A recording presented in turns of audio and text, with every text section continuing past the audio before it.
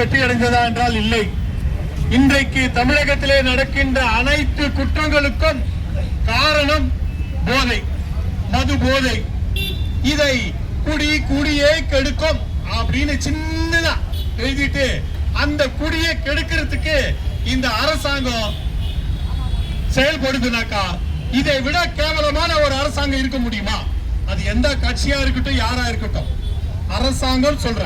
ஏன்னா அரசாங்கத்தை நடத்தி கொண்டிருக்கிற எந்த கட்சியா இருந்தாலும் அதுல வர்ற வருமானத்தை வச்சுதான் இந்த நாட்டை காப்பாத்துறதா சொல்றாங்க. நாட்டை குடியை கெடுத்துட்டு நாட்டை காப்பாத்துறாங்களா?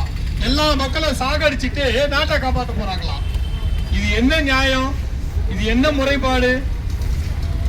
இவ்வளவு கேவலமான மனநிலை கொண்ட அரசாங்கங்கள் இருக்கலாமா? இருக்கவே கூடாது. இந்த அரசியல் தலைவர்கள் எல்லாம் கயவர்கள். அதனாலதான் இப்படி பேசிக்கிட்டு இருக்காங்க. இன்றைக்கு நடத்த சாத்தியப்படாதது ஒன்றுமே இல்லை. வானளாவிய வானியெல்லாம் நம்ம ஆராய்ச்சி பண்ணிக்கிட்டு இருக்க நிலைக்கு நம்ம உயர்ந்துகிட்டு இருக்கோம். எப்படி முடியுது? சாத்தியப்படுது இல்ல? எல்லாமே சாத்தியம்.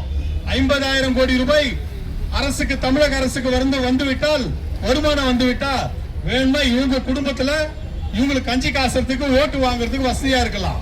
ஆனா நாட்டு மக்களுடைய வளர்ச்சிக்கு அது உதவாது. நாட்டு மக்களுடைய வளர்ச்சிக்கு அது எதுவுமே எடுபடாது. இன்றைக்கு வேலை வாய்ப்பு இல்லாத ஒரு சூழல் உள்ளது.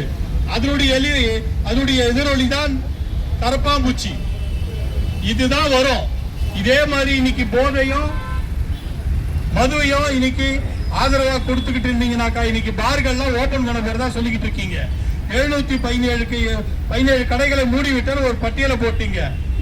விருதாச்சலத்துல ஒரு கடை மூடாம, அது அறிவிக்கப்பட்ட இடத்துல கடை மூடாம ஐயா வழக்கறிஞர், மூத்த வழக்கறிஞர் சிவஞான சம்பந்தம் அதற்கான ஒரு ஆர்ப்பாட்டத்தை எடுத்ததற்கு பின்னாடி இப்ப 2 நாளைக்கு முன்னாடி அதை மூடி இருக்காங்க. மிக்க மகிழ்ச்சி.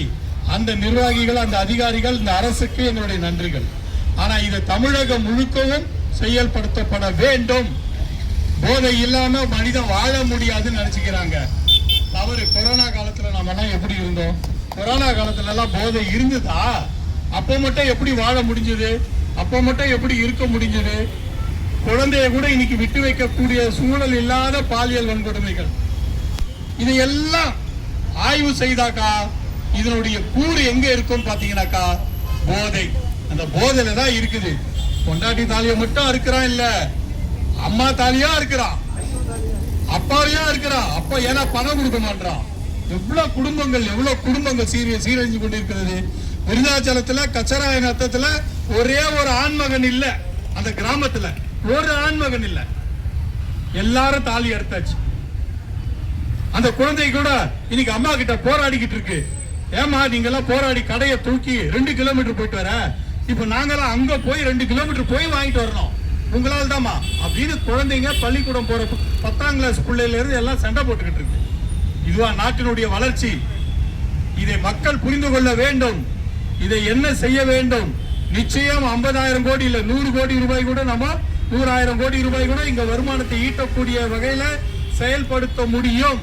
அதற்கான திட்டங்கள் இருக்கின்றது, இல்லைன்னு சொல்ல முடியாது. ஆனா அரசாங்கம் அதற்கான மனம் இருக்க வேண்டும், அந்த உணர்வு இருக்க வேண்டும்.